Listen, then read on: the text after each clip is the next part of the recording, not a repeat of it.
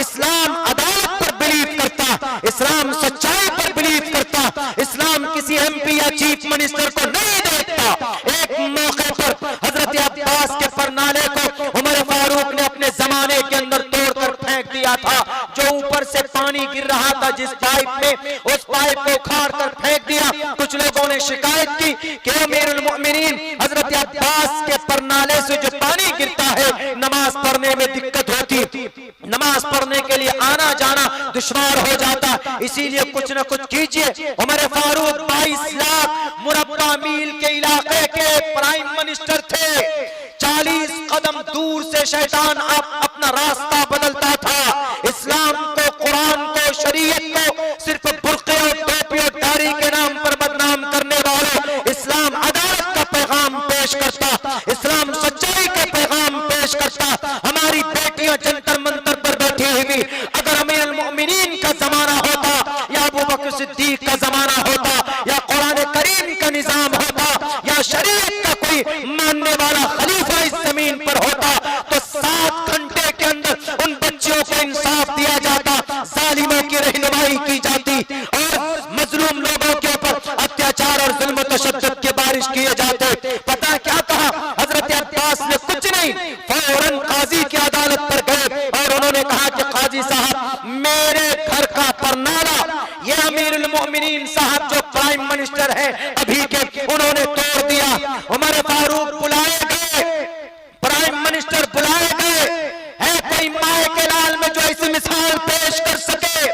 एक सिर्फ स्टेट, एक डिस्ट्रिक्ट का वो MP साहब है तो इंसाफ बेटियों को नहीं मिल रहा है। उमर फारूक रज़ी अल्लाह ताला प्राइम मिनिस्टर है, बल्कि 22 लाख मुरब्बा मील के इलाके, ईरान, शाम, अफ्रीका और फलस्तीन, बैतुल मक़दिस, इन जगहों को फतह करने वाले उमर फारूक ने यूं नहीं कहा कि अब्बास तुम्हें नहीं मालूम, मेरे फैसले पर तुम एतराज करते हो, तुमने क्यों केस किया मुझ पर? नहीं, फौरन कोर्ट पर पहुंचते, अदालत में पहुंचते और कटघरे में खड़े होकर सामने हाजिरी देते हैं और काजी पूछता है कि अब्बास क्यों तुमने केस फाइल किया उमर फारूक पर? हजरत अब्बास कहते हैं कि काजी साहब, जस्टिस ऑफ इस्लाम, जज साहब, माय लॉर्ड, काजी इस्लाम को आज के जो काजी होते हैं ये असल में जस्टिस ऑफ इस्लाम होते हैं, इस्लाम के जज होते हैं, शरीयत के जज होते हैं। इनको आज की तारीख में आप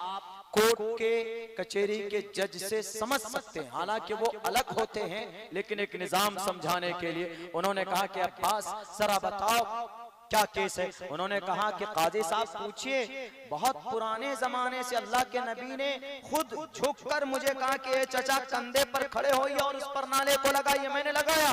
अल्लाह के नबी के जमाने में किसी को दिक्कत नहीं, हजरत अबू बकर सिद्दीक के जमाने में किसी को दिक्कत नहीं, उमर फारूक अभी क्या नई हुकूमत लेकर आए, ये फौरन तोड़कर फेंक दिए। तो हजरत अब्बास से कहा गया कि कोई गवाह है? कहा कि मेरे पास 4 सहाबी हैं जो गवाह देने के लिए तैयार। फौरन चारों सहाबी ने गवाह दी कि सही कह रहे हैं जज साहब, काजी साहब, हजरत अब्बास का कहना सही है, हमने खुद से देखा है कि अल्लाह के नबी ने इस परनाले को, इस पाइप को लगाया है जिससे ऊपर छत का पानी नीचे गिरता है। तो उन्होंने कहा कि अमीरुल मोमिनीन आपका कोई मौक़िफ़ बताइए, आपके तरफ से कोई सफाई? उन्होंने कहा कि गलती हो गई काजी साहब, मैं नहीं जानता था कि अल्लाह के नबी ने खुद से लगाया है।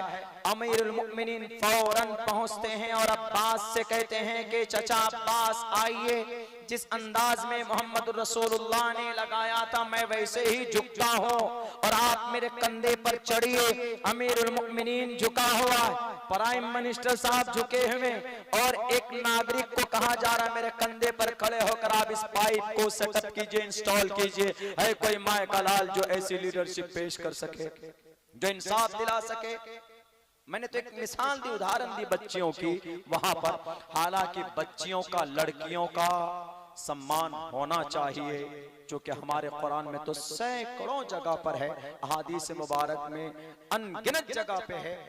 औरत की अच्छाई के बारे में अल्लाह के नबी फरमाते खैरु मताई दुनिया अल मरअतु सालिहा, नेक औरत सबसे बेहतरीन मता है इस दुनिया की। नेक औरत सबसे अच्छी चीज, अच्छी दौलत।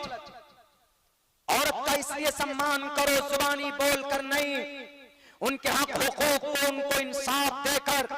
मैं नहीं कहता, ये प्रश्नोत्तरी का श्लोक कहता जिसमें कहा गया यत्र नारी यस्तु, यत्र नारी यस्तु, यत्र नारी यस्तु अस्ति, ये फेल नाकिस है।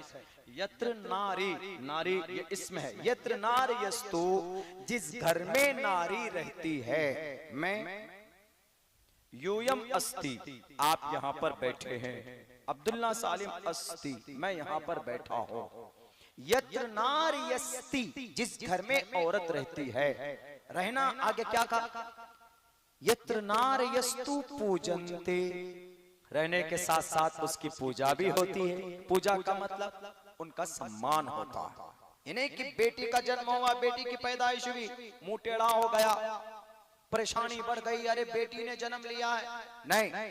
यत्र नार्यस्तु पूजन्ते, उनका अगर सम्मान भी होता है। रमन्ते तत्र देवता, इस जमीन पर आसमान से ईश्वर के तरफ से रहमो करम की बारिश होती है। ईश्वर कृपा भेजते हैं, ईश्वर खुद आते हैं। तत्र तास्तु न पूजन्ते न रमन्ते न तत्र देवता।